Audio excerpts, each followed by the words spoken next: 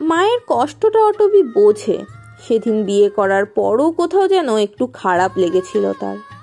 মনে হয়েছিল আম্মাকে না বলে বিয়ে করাটা তার উচিত হয়নি। এত তাড়াহুড়ো না করলেও চলতো।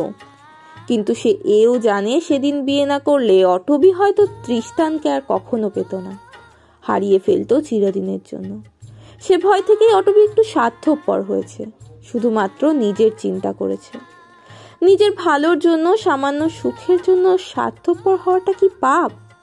চোখে ছলছল করা পানিটুকু বহু কষ্টে দমালো অটবি। কেমন করে যেন বলল, আমি শুধু একটু ভালো থাকতে চেয়েছিলাম আম্মা। তৃষ্টানের কাছে আমি সেই ভালো থাকার ভরসা পাই। রেবা বেগম যেন একটু চমকালেন। মেয়ের মাসুম চেহারার দিকে চেয়ে রইলেন অনেকক্ষণ। এমনিতেও তাকে থাপ্পড় মেরে অপরাধ বোধে ভুগছিলেন তিনি।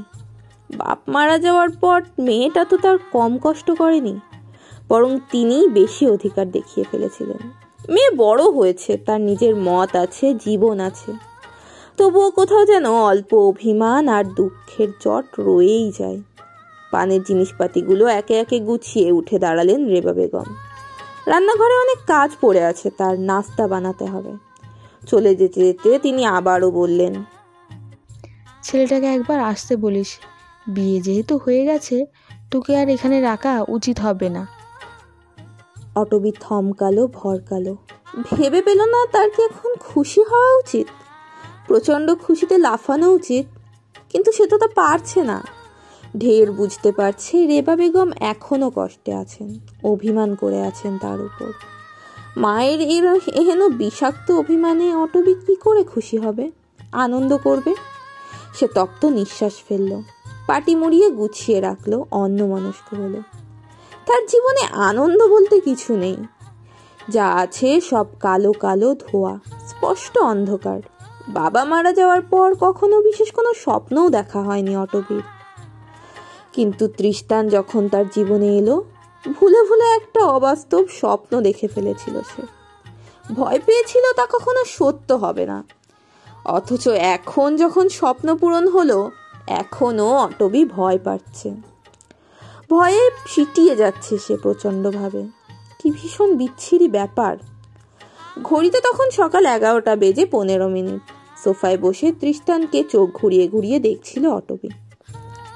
মেঝেতে এলোমেলো হয়ে পড়ে থাকা বাজারের ব্যাগ, সেটাকে তৃষ্টান আরো এলোমেলো করে দিচ্ছে।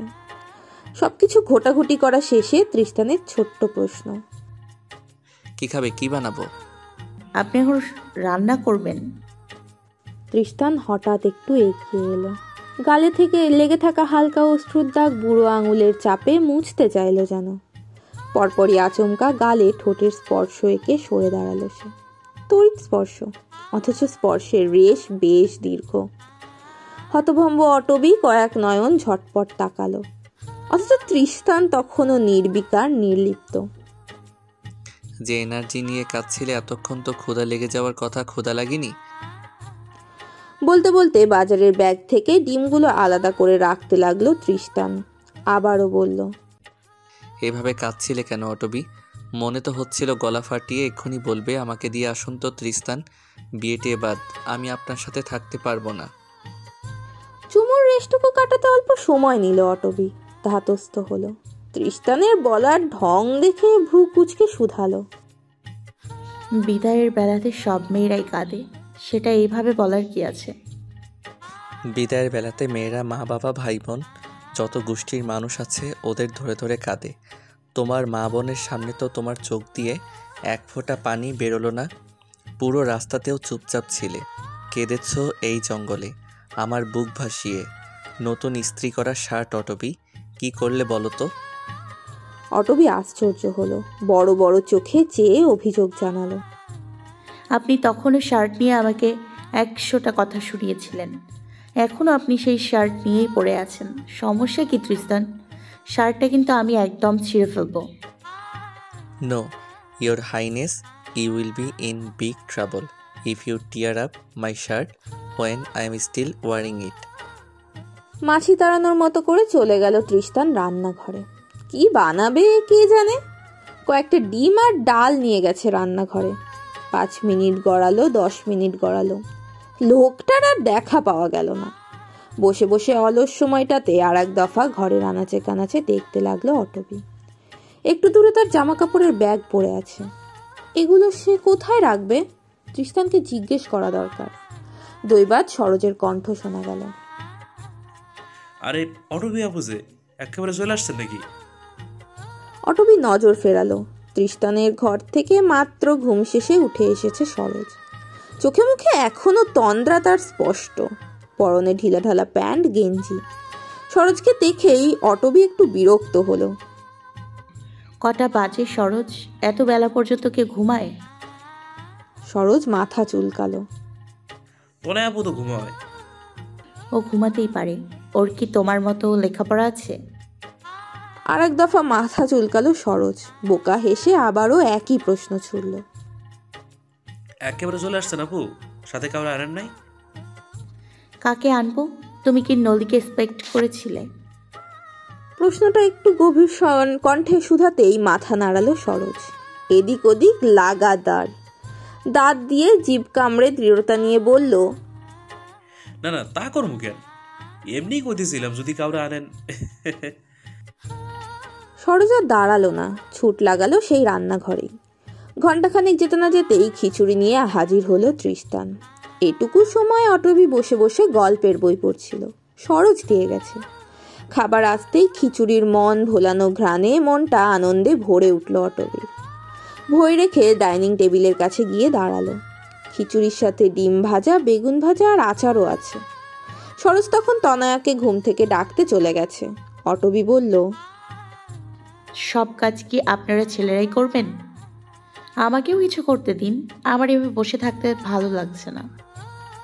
তৃষ্টান সবার প্লেটে খিচুড়ি বেড়ে দিচ্ছিল। অটবির কথা এক পলক তাকালো, হেসে বলল, তোমার এখন কাজও করতে ইচ্ছে হয়? আমি মজা করছি না তৃষ্টান। আচ্ছা, লেবু নিয়ে আসো, তবে রান্না করে তুলে রেখে এসেছি। অটবি দেরি করলো না, এক ছুট লাগালো রান্নাঘরে। ফ্রিজ খুলতে খুলতে শুনতে পেল ডাইনিং থেকে তৃষ্টান বলছে, লেবু কিন্তু চুলার পাশে রাখা আছে অটবি। ততক্ষণে যা হওয়ার হয়ে গেছে। অটবি ফ্রিজ খুলে ফেলেছে, থমকেছে। চোখের একদম সামনাসামনি দুটো লাল তরলের ব্যাগ দৃশ্যমান। অটবি যেন ক্ষীণ কেঁপে উঠল। জাদু জালে আটক রমণীর ন্যায় ওগুলো ছুতে চাইল। অমনি তৃষ্টানের হাত। কই অটবি, পাওনি? সঙ্গে সঙ্গে আবারও হাত গুটিয়ে নিল অটবি। এক পলক তরল রক্তগুলোকে দেখে নিঃশব্দে ফ্রিজ বন্ধ করলো। ঢোক গিলে কোনো মতে উত্তর দিল, পেয়েছি, আনছি। ডাইনিং টেবিলের পরিবেশটা অস্থির কোলাহলপূর্ণ। বাম পাশে থাকা বৈদ্যুতিক বাতিটা নিভছে জ্বলছে, চোখে লাগছে খুব। আবার বাতিটা বন্ধ করে দিলেও আলো আধারে ছেয়ে যাচ্ছে ঘর।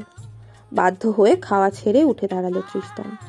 কোথা থেকে নতুন ফকফকা সাদা লাইট এনে লাগাতে ব্যস্ত হলো।